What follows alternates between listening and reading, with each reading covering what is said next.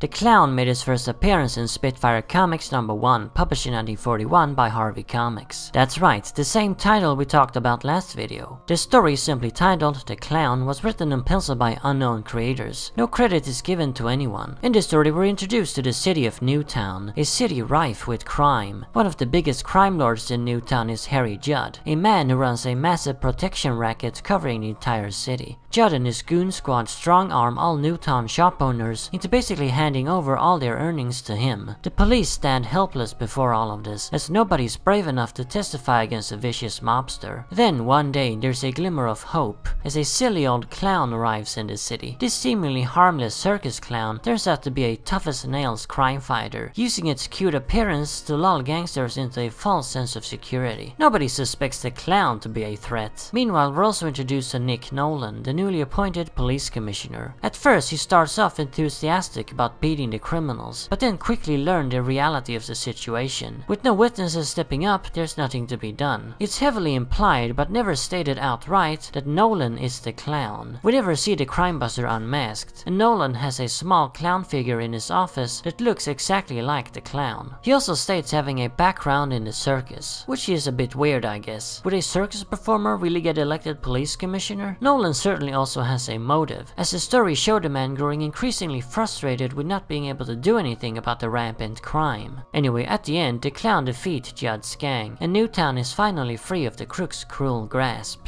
Just like Flyman, the Clown also returned for Spitfire Comics #2. This second story was titled The Case of the Dancing Skeleton, and it's also uncredited, although it does have a signature that appears to say win. Not sure what that's supposed to mean, but I guess it's a clue at least. One thing's for sure, this story was not penciled by the same artist who did the previous one, as the style looks very different. The Clown is a lot slimmer now. Anyway, in this story the Clown fights a brutal drug ring who's responsible for the murders of numerous police detectives. The story follows a similar format as the first one, presenting us to criminals whom the law simply cannot touch. Thus, it is up to the Clown to take them down. Again, we never truly find out if Nick Nolan is the Clown, but it is of course heavily implied. If you watched the Flyman video, you know that Spitfire Comics was cancelled after only 2 issues, which means that there never were any more clown stories. If the series had continued, I'm sure we would have gotten a definitive answer to the Clown's true identity.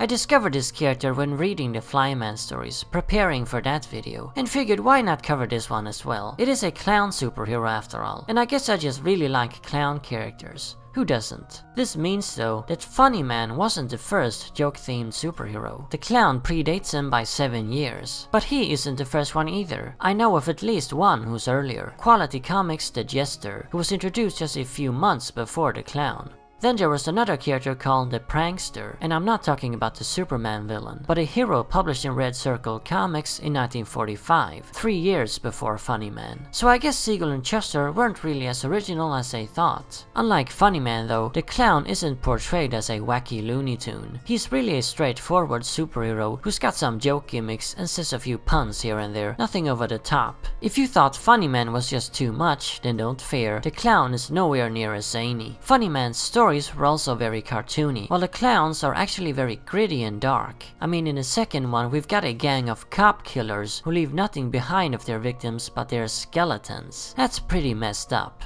And at the end, the villain dies by falling into a pit of water filled with flesh-eating piranhas. And to that, the Clown simply comments, "No regrets. He received what he deserved." That's cold, Clown. But I guess he has a point. Now there will be nothing left of him but a skeleton. These stories are also vastly superior to the crappy Flyman stories, despite the fact they were published in the same magazine. The Clown comics touch upon some pretty interesting ideas, like the law sometimes being useless, and desperate people being forced into taking the law into their own hands. It's doubly fascinating when this person ironically happens to be the police commissioner himself. It's kind of like a, what if Commissioner Gordon became Batman instead, but for some reason dressed up like the Joker? Again, a link to these public domain comics is in the description. Read them if you're interested. And as always, remember, Arkham Asylum awaits you in the next video.